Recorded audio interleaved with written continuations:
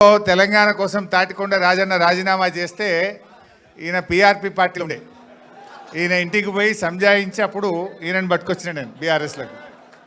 So ఆనాటి జ్ఞాపకాలు. So మిత్రులు రమేష్ గారితో పాటు పార్టీలో చేరుతున్నటువంటి బీజేపీ, కాంగ్రెస్, వివిధ పార్టీల నుంచి ఈరోజు బీఆర్ఎస్లో చేరుతున్నటువంటి సోదరీమణులు, మీడియా మిత్రులు అందరికీ నా హృదయపూర్వక నమస్కారాలు. అప్పటి నుంచి చూస్తూ ఉన్నా మీ అందరిలో ఆనందం, మీ ముఖాల్లో చిరునవ్వులు, ఆ వెలుతురు చూస్తుంటే పెళ్ళయి అత్తగారింటికి పోయిన ఆడబిడ్డ చాలా రోజుల తర్వాత తల్లిగారింటికి వస్తే ఎంత ఆనందం ఉంటుందో మీ అందరిలో అంత ఆనందం కనబడతా ఉంది. అంటే గుండె, బరువెక్కిన గుండె ఒక్కసారి తేలికైతే చూడు, అమ్మయ్య మా ఇంటికి మేము వచ్చినాం అనే ఒక సంతోషం మీ అందరిలో కనబడతా ఉంది. నిజంగా ఈరోజు తెలంగాణ రాష్ట్రం కూడా గట్లనే కేసీఆర్ దిక్కు చూస్తున్నది. ఎందుకు? 2 ఏళ్లలో తేలిపోయింది. ఏం కోల్పోయినామో ప్రజలు ఇలా అర్థం చేసుకుంటా ఉన్నారు. కేసీఆర్ అంటే ఒక నమ్మకం, కేసీఆర్ అంటే ఒక భరోసా, కేసీఆర్ అంటే ఒక భద్రత. కానీ 2 ఏళ్లలో ఆ భరోసా లేదు, ఆ భద్రత పోయింది. కేసీఆర్ ఉండగా వానకాలం పంట, యాసంగి పంట అంటే ఆటో డ్రైవర్కి చెప్తే ఇంటికాడ ఎరువు బస్తాలు వేసిపోతుండే. ఏనాడు ఎరువుల కొరత ఉండకపో. కేసీఆర్ ఉంటే ఒక నమ్మకం, కేసీఆర్ ఉంటే బరాబర్ టైం మీద రైతు బంధు పడుతుంది అని ఒక భద్రత ఉంటుండే రైతుకు. ఎందుకంటే కరోనా వచ్చినా, పెద్ద నోట్ల రద్దు జరిగినా రైతు బంధు మాత్రం ఆగలే. బరాబర్ రైతు బంధు రైతు అకౌంట్లో పడ్డది. ఒక భద్రత. ఒక ఆడబిడ్డ కాన్పు కోసం సర్కార్ దవాఖానకు పోతే బిడ్డ కాన్పు చేసి కేసీఆర్ కిట్ ఇచ్చి కడుపు నిండా అన్నం పెట్టి తల్లిని బిడ్డను ఆటో కిరాయి లేకుండా ఇంటికాడ దించుతాడు మా కేసీఆర్ అనే ఒక నమ్మకం, ఒక విశ్వాసం. రైతన్న రాత్రి మోటార్ పెట్టి వస్తే పొద్దున వరకు 24 గంటలు నాణ్యమైన కరెంటు బరాబర్ వస్తుంది అని బాయికాడికి మళ్ళా పోకుండా, చీకట్లో బాయికాడ పండవలసిన అవసరం లేకుండా 24 గంటల కరెంట్ ఇచ్చిన ఒక నమ్మకం కేసీఆర్ది. ఆడబిడ్డ పెళ్లి పెట్టుకుంటే నాకు ₹1,00,000 చెక్కు బరాబర్ టైం మీద వస్తుంది అనేటువంటి ఆడపిల్ల తల్లిలో ఒక ఆత్మగౌరవం, ఒక నమ్మకం ఉంటుండే. పిల్లల్ని గురుకుల పాఠశాలల్లో చదివిస్తే ఒక్కసారి ఎస్సీ, ఎస్టీ, బీసీ, మైనార్టీ గురుకుల స్కూల్లో సీటు దొరికిందంటే 6 లక్షల మంది పిల్లల తల్లిదండ్రుల్లో నా బిడ్డ జీవితంలో వెలుతురు వస్తుందనే ఒక నమ్మకం ఆ రోజు కేసీఆర్ పాలనలో ప్రజలకు దొరికింది.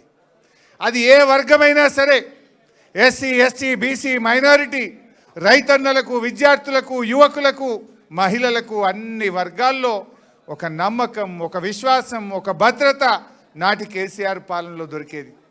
కానీ 2 ఏళ్ల పాలనలో ఏమైంది? అంతా ఆగమాగం, సగం సగం. ఏది నమ్మకం లేదు. వానకాలం పంట వస్తే ఎరువులు దొరుకుతాయో దొరకయో తెలియదు, చెప్పులు లైన్లో పెట్టే కాలం వచ్చింది. రైతు బంధు ఇగో ఫిబ్రవరి నెల వస్తున్నా ఇవాళకి రైతు బంధు వల్లే పడుతుందా పడదా ఏమవుతుందో ఎవడు చెప్పే దిక్కే లేదు ఈ గవర్నమెంట్లో. కేసీఆర్ ఉంటే డిసెంబర్లో రైతు బంధు పడుతుండే, ఇప్పుడు ఫిబ్రవరి నెల వచ్చినా ఇవాళకి రైతు బంధు పడే పరిస్థితి లేదు. గురుకుల పాఠశాలల్లో పిల్లలు లేస్తే ఏ రాత్రి ఏం ఫోన్ వస్తుందో అని తల్లిదండ్రులు అరచేతిలో రాత్రిపూట ఫోన్ వస్తే భయపడే పరిస్థితి ఏర్పడ్డది. ఏడ విష ఆహారమో, ఎక్కడ పిల్లలకు వాంతులైనాయో, జ్వరమైందో, పిల్లలు దవాఖానలో పడ్డారు. రోజొక ఏదో ఒక గురుకుల పాఠశాలల్లో పిల్లలు ఆసుపత్రుల పాలవుడు, ఎలకలు కొరుకుడు, కరెంటు షాక్ కొట్టుడు, కుక్కలు గరచుడు, ఇదే పని అయిపోయింది దవాఖానల పరిస్థితి. గురుకుల పాఠశాలల పరిస్థితి చూస్తే గవర్నమెంట్ దవాఖాన పోతే కేసీఆర్ కిట్టు లేదు, మందులు లేవు, అంతా మళ్ళీ నేను రాను బిడ్డో సర్కారు దవాఖానకు అనే పరిస్థితి ఇలా ప్రభుత్వ ఆసుపత్రుల్లో ఏర్పడ్డది. పిల్లల ఫీజు రియంబర్స్మెంట్ కేసీఆర్ గారు ఉండగా ప్రతి సంవత్సరం 20 లక్షల మంది పిల్లలకు, ఎస్సీ, ఎస్టీ, బీసీ, మైనార్టీ పిల్లలకు సంవత్సరానికి 2000 కోట్ల రూపాయలు ఫీజు రియంబర్స్మెంట్ పైసలు బరాబర్ ఇచ్చిండు కేసీఆర్. 9.5 ఏళ్ల కేసీఆర్ గారి ప్రభుత్వం 19,500 కోట్ల ఫీజు రియంబర్స్మెంట్ డబ్బులు ఇచ్చింది. ఈ రేవంత్ వచ్చిన 2 ఏళ్లలో ₹1 కూడా ఫీజు రియంబర్స్మెంట్ వస్తలేదు. 20 లక్షల మంది పిల్లల చదువులు ఆగం చేసిండు.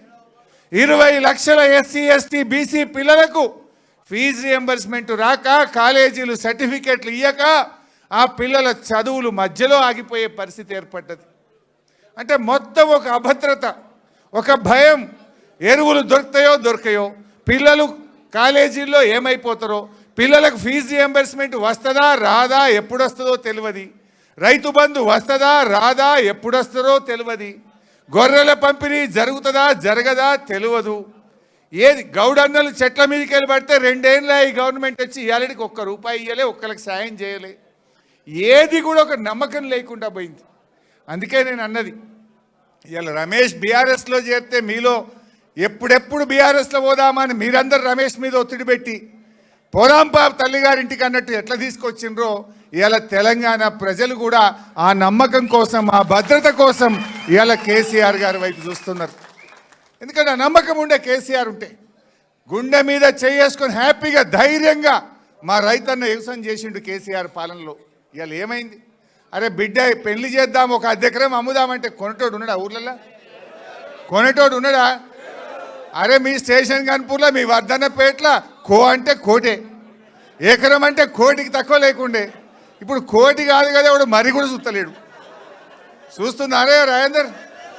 ఎవడు చూస్తలేడు. అంత ఆగం జగన్నాథం అయిపోయింది రాష్ట్రం. అందుకే ఇవాళ ప్రజలు మళ్ళీ కేసీఆర్ రావాలి అని అందరూ ఇవాళ కేసీఆర్ వైపు చూస్తున్నారు. ఇది సంకేతం. ఆరు రమేష్ తల్లిగారింటికి రావడం అంటే ఈ రాష్ట్రంలో కాంగ్రెస్ మళ్ళీ గెలవదు. ఈ రాష్ట్రంలో బీజేపీకి స్థానం లేనే లేదు. మళ్ళీ కేసీఆర్ రావాలి అనడానికి ఈ జాయినింగ్ అనేది ఒక సంకేతంగా మనం భావించవచ్చు. నాకు తెలిసి ఇంకా ఏడాది పోతే కాంగ్రెస్ వాళ్ళు లైన్లు కడతారు, కానీ ఎవరిని తీసుకునేది ఉండదు. ఈ కాంగ్రెస్ దొంగల్ని తీసుకునేది ఉండదు. ఎందుకంటే మనం ఇలా అసలైన ఉద్యమకారులు, కార్యకర్తలు, మీలాంటి నాయకులు ఇలా కేసీఆర్ నాయకత్వంలో మనందరం కూడా కలిసి పనిచేద్దాం. రమేష్ చేరిక డెఫినెట్గా వర్ధన్నపేట మున్సిపాలిటీ మీద గులాబీ జెండా ఎగిరేయడానికి తప్పకుండా ఈ చేరిక ఎంతో బూస్ట్నిస్తుంది. రమేష్ కూడా అనుభవజ్ఞుడు, ఓపిక ఉన్నది, సంయమనం ఉన్నది. పాత కొత్త అందరినీ కలుపుకొని పోతాడు బ్రహ్మాండంగా. మా దయన్న నాయకత్వంలో వర్ధన్నపేట మీద జెండా ఎగిరేస్తాడు అనేటువంటి నమ్మకం నాకున్నది. కరెక్ట్ టైం మీద వచ్చిండు. ఇవాళ నామినేషన్లు స్టార్టు. మంచిగా అందరినీ కలుపుకొని పోండి, బ్రహ్మాండంగా చేద్దాం. ఇవాళ మన లక్ష్యం ఒక్కటే, వరంగల్లో 12కు 12. ఇప్పుడు మా పల్లన్న ఒక్కడే ఉన్నాడు జిల్లాలో. రేపు 12కు 12 స్థానాలు గెలవాలి, కేసీఆర్కు బహుమానంగా ఇవ్వాలి. మనది రాజకీయ పోరాటం కంటే కూడా రాష్ట్ర ప్రజల మీద, రాష్ట్ర ప్రజలకు జరుగుతున్న అన్యాయాలను ఇవాళ సవరించాలంటే ఒక్కటే పరిష్కారం, కేసీఆరే ముఖ్యమంత్రి కావాలి. ఈ ప్రభుత్వానికి రేవంత్ రెడ్డికి పాలన చేతనైతే లేదని అర్థమైంది. ఏ ఒక్కటన్నా కరెక్ట్ ఉందా చెప్పండి. అరే రైతుల సంగతి, మొన్న యాసంగి బోనస్ ఎగ్గొట్టిండు. ఫిబ్రవరి వచ్చినా రైతు బంధు రాదు, పంటల బీమా పత్తా లేదు, ఎరువులు దొరకాయి. అరే పిల్లల చదువులు చూద్దామంటే పిల్లలేమో పుస్తకాలు చదవాల్సిన పిల్లలు దవాఖానల పాలవుతున్నారు. ఫీజు రియంబర్స్మెంట్ రాక పిల్లలు రోడ్ల మీద పడుతున్నారు. ఉద్యోగాలు రాకుండా, జాబ్ క్యాలెండర్ లేక పిల్లలు ఇలా రోడ్ల మీద పడుతున్నటువంటి పరిస్థితి ఏర్పడ్డది. ఏ ఒక్క వర్గం, అరే బీసీలకు నువ్వు 42% రిజర్వేషన్ అంటివి, బీసీలను మోసం చేస్తేవి. ఎస్సీలకు దళిత బంధు బంద్ అయిపోయాయి. గిరిజనులకు నువ్వు మంత్రే లేడు, చేసింది అసలే లేదా. ఏ వర్గానికి నువ్వు ఎవరికన్నా ఒక్కరికన్నా ఇచ్చిన మాట నిలబెట్టుకున్నది ఉన్నదా? ఒక్కరికన్నా నువ్వు చేసింది ఏమన్నా ఉన్నదా? ఏమనంటే ఆడవాళ్ళకు బస్సు ఫ్రీ అంటివి, మగవాళ్ళకు డబుల్ టికెట్ కొడుతుంది. నువ్వు చేసింది ఏముంది? ఆడవాళ్ళకు ఫ్రీ అంటివి, వాళ్ళకి డబుల్ కొట్టిండా లేదా? మగవాళ్ళకి డబుల్ చేస్తే ఆడికాడికి అయిపోయాయి. నువ్వు చేసింది ఏమున్నది? ఇవాళ దయచేసి అందుకే మనం కూడా ఈ రాష్ట్రం మళ్ళీ ఒక భరోసా కావాలి. ఈ రాష్ట్రానికి ప్రజలకు ఒక నమ్మకమైన నాయకుడు మళ్ళీ కేసీఆర్ను ముఖ్యమంత్రి చేయడం కోసం మనందరం కూడా కలిసికట్టుగా పనిచేద్దాం. మళ్ళీ బీఆర్ఎస్ ప్రభుత్వాన్ని తెచ్చుకొని ఈ రాష్ట్రం మళ్ళీ దేశానికి మార్గదర్శకంగా, ఈ దేశానికి ఆదర్శంగా, ఈ దేశానికి దిక్సూచిగా నాడు కేసీఆర్ ఎట్లా నిలిపిండో మళ్ళీ కేసీఆర్ నాయకత్వంలో తెలంగాణ గర్వపడే విధంగా, తెలంగాణ ముందుండే విధంగా కేసీఆర్ నాయకత్వాన్ని తెచ్చుకోవడానికి కలిసిమెలిసి కృషి చేద్దాం. జై తెలంగాణ.